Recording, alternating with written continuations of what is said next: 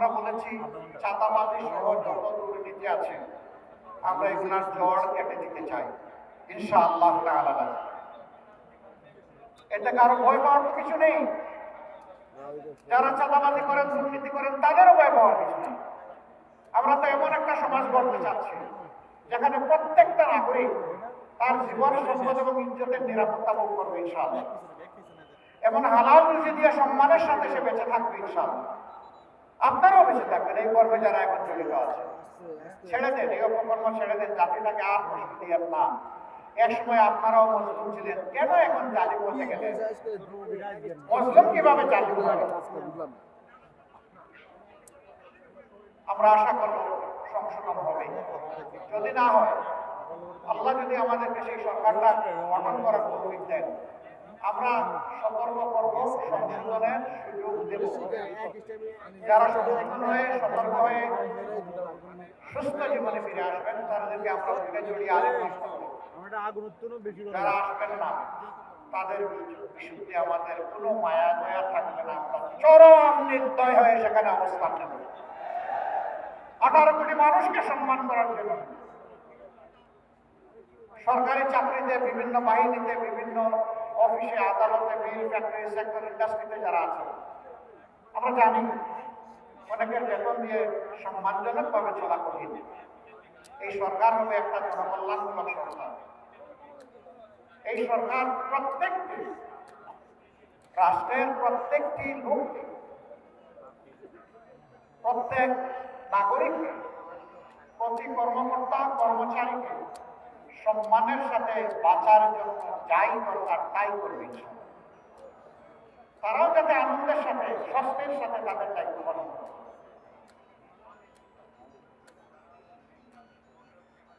আমাদের ব্যাপারে অপবাদ ছড়ানো হয়, এরা ক্ষমতায় গেলে কওমি মাদ্রাসা বন্ধ করে দিবে আর মসজিদ থেকে সমস্ত ইমাম খতিব বের করে দেবে। কওমি মাদ্রাসার একজন কর্ণধার এখানে আছেন, আল্লামা মামুনুল হক সাহেব। তিনি তো তার বংশীয় ধারা ক্রমে তিনি কওমির একজন প্রতিনিধিত্বকারী। এরকম আরো সবাই প্রায় আছেন।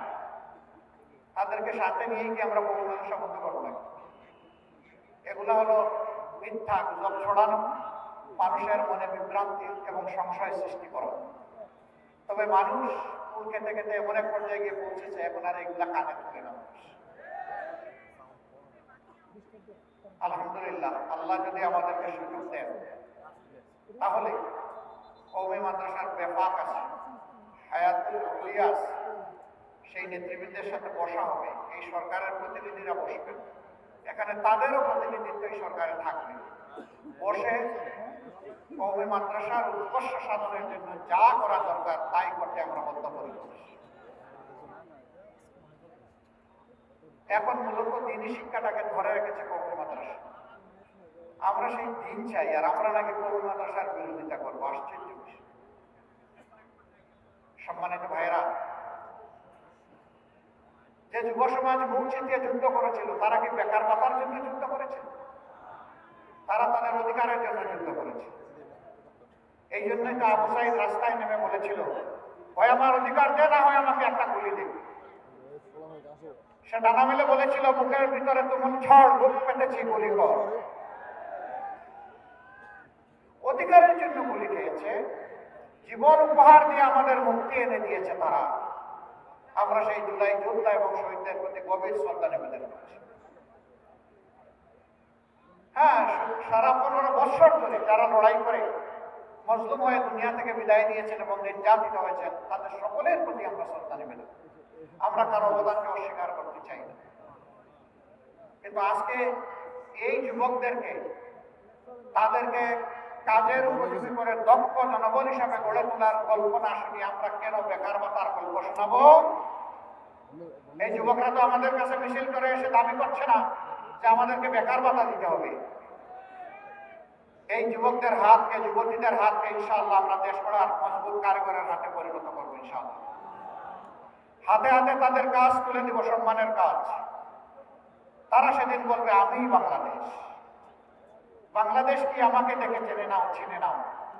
আমরা সেই গর্বিত যুব সমাজ করতে চাই। আরেকটা কথা একেবারে সাফ, আমরা এই বাংলাদেশটা যুব সমাজের হাতেই তুলে দিতে চাই। এই যুবকরা নারাজ থাকে, কেউ জবাব দিল না যে, হ্যাঁ কেমনে জবাব দিবে? এতক্ষণ ধরে মিটিং, আর তার উপরে আবার সূর্যের তাপ, এটা আবার মাঘ মাসে শক্তি কি আর থাকে? আমরা যুবকদের হাতে ইনশাআল্লাহ বাংলাদেশ তুলে দিতে চাই। এর প্রমাণ হচ্ছে যুবকদের সংগঠন আমাদের সাথে, এর প্রমাণ হচ্ছে আমাদের নির্বাচনী ক্যান্ডিডেট যাদেরকে করেছি তাদের 62 ভাগ যুবক। এটাই জাতির প্রতি আমাদের বার্তা। এটি হবে তারুণ্যের বাংলাদেশ ইনশাআল্লাহ। এটি হবে যৌবনদীপ্ত বাংলাদেশ। যৌবন কোনো বাধা মানে না। হিমালয় পর্বত হলেও আল্লাহর উপর ভরসা করে ডিঙ্গে যাবে ইনশাআল্লাহ। আমরা পিছনের দিকে কামড়াকামড়ি করব না, পিছনের সকল ঐতিহ্যকে আমরা ধারণ করে সামনে এগিয়ে যাবো ইনশাআল্লাহ। আমাদের লক্ষ্য এখন শুধু সম্মুখ পানে, আমাদের লক্ষ্য জাতিকে ঐক্যবদ্ধ করে এগিয়ে যাওয়া। এই জন্য দলের ভিতরে দলকে হজম করার এই নীতিতে আমরা বিশ্বাস করি না। আমরা দলকে তার সম্মানের জায়গায় রেখে যার যার প্রতীকে 11টি দল নির্বাচনে আমরা অবতীর্ণ হয়েছি। আর আমরা ঘোষণা দিয়েছি প্রতীক যেখানে যেটা বলবে ওইটাই আমাদের সবার। আমরা এইভাবে ঐক্যের একটা বার্তাই জাতিকে দিচ্ছি। আমরা কথা দিচ্ছি ইনশাআল্লাহ আগামীতে ঐক্যের সরকার গঠিত হবে। এমনকি এখন যারা আমাদের সাথে প্রতিদ্বন্দ্বিতা করবেন, আল্লাহ তাআলা যদি আমাদেরকে সফলতা দেন, আমরা যদি বিজয়ী হই, আমরা তাদেরকেও বলবো আসেন আপনারা অবদান রাখেন। শর্ত মাত্র 3টা মানলেই হবে। নাম্বার 1, স্বীকার করতে হবে নিজে কেউ অপরাধ করবেন না, নিজে কেউ দুর্নীতি করবেন না, ব্যাংক ডাকাতি, শেয়ার মার্কেট লুট করবেন না, জনগণের পকেটে হাত দিবেন না, এবং কোন দুর্নীতিবাজকে নিজের বগলের তলে আশ্রয় দেবেন না। নাম্বার 2, সকলের জন্য সমান এবং ন্যায় বিচার নিশ্চিত করা হবে। শিশু থেকে বৃদ্ধ, ধর্ম বর্ণের কোনো বাছ বিচার করা হবে না। এদেশের নাগরিক, এমনকি এদেশে বসবাসকারী যে এদেশের নাগরিকও নয়, তারও ন্যায় বিচার পাওয়ার অধিকার আছে। সেই ন্যায় বিচারটা আমরা নিশ্চিত করব। কোনো রাজনৈতিক নেতা কিংবা দল বিচারের উপর হস্তক্ষেপ করতে পারবেন না। একজন সাধারণ নাগরিকের কোনো একটি অপরাধের জন্য যে বিচার হবে, দেশের প্রেসিডেন্ট, প্রধানমন্ত্রী তিনি যদি সমান অপরাধ করে থাকেন তাকেও ছাড় দিয়ে কথা বলা হবে না। কারোর জন্য বিচারে কোনো দায় মুক্তি, ইম্পিউনিটি থাকবে না। এটা মেনে নিতে হবে। 3 নম্বর, যে জুলাইয়ের কারণে আজকে সবাই নির্বাচনী এই রেসে আমরা এসেছি, প্রতিদ্বন্দ্বিতায় নেমেছি, জনগণকে প্রতিনিধিত্ব করতে চাই, সেই জুলাইকে সম্মান করতে হবে। এই জুলাই সংস্কারের সকল প্রস্তাব বাস্তবায়নে অঙ্গীকার দিতে হবে। এই 3 জিনিস যারা মানবেন তাদেরকে বুকে জড়িয়ে একসাথে আমরা বাংলাদেশ গড়ে তুলতে চাই।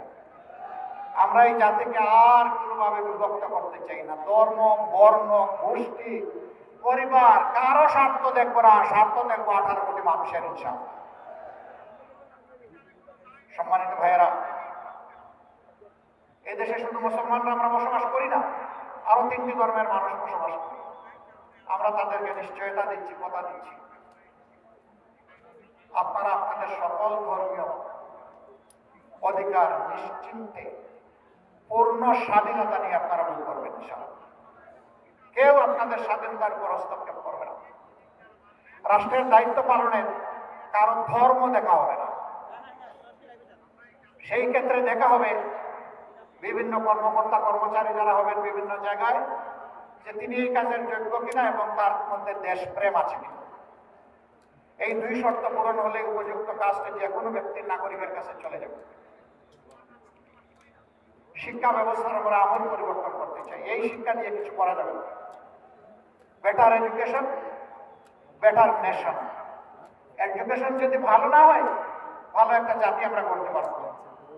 আমাদের এই এডুকেশন না দুনিয়া না আখেরাত কিছুই আমাদেরকে কভার করে দেয় না। এখানে বড় পরিবর্তন লাগবে ইনশাআল্লাহ। আজকে আর আমি কথা বাড়াচ্ছি না। আমি এখন ডাক্তার সৈয়দ আব্দুল্লাহ মোহাম্মদ তাহেরকে আপনাদের হাতে আমি আমানত রেখে যেতে চাই। আপনি একটু আসুন।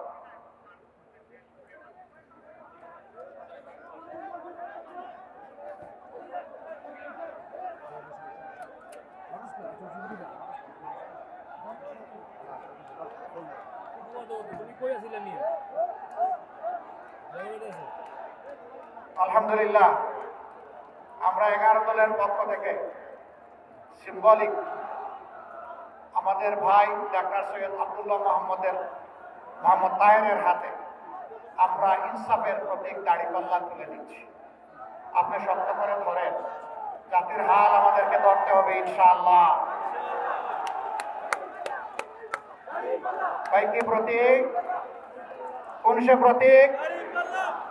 আরো জোরে, ঘরে ঘরে এখন থেকে 12 তারিখ সারাদিন সকাল সন্ধ্যা ইনশাআল্লাহ বিজয় হবে। মাশাআল্লাহ তাআলা রাজিম। বিজয় ঘরে নিয়েই আপনারা ফিরবেন ইনশাআল্লাহ। জাতির এই গুরু দায়িত্ব সেদিন যদি আল্লাহ অর্পণ করেন, সেজদায় পড়ে আল্লাহর দরবারে শুকরিয়া আদায় করবেন এবং তাওফিক কামনা করবেন। চট্টগ্রামবাসী আপনাদেরকে মোবারকবাদ। আমরা আপনাদের সাথে আছি।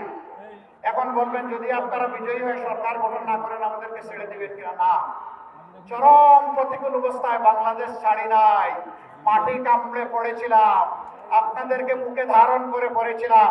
পরিস্থিতি যাই হোক আল্লাহ তাআলা রেখেছিলেন, এখনো আল্লাহ রেখেছেন, ভবিষ্যতে ইনশাআল্লাহ আল্লাহ রাখবেন। এই দেশ ছেড়ে আমরা কোথাও যাব না। সৈয়দ আব্দুল্লাহ মোহাম্মদ তাহের যেমন ছিলেন তেমন থাকবেন। আপনাদের মানুষকে আপনাদের হাতে তুলে দিলাম, আপনারা কি তাকে গ্রহণ করলেন? হৃদয়ের উষ্ণতা দিয়ে, কলিজার ভালোবাসা দিয়ে আপনারা কি গ্রহণ করলেন? মোবারকবাদ। আসসালামু আলাইকুম ওয়া রাহমাতুল্লাহ।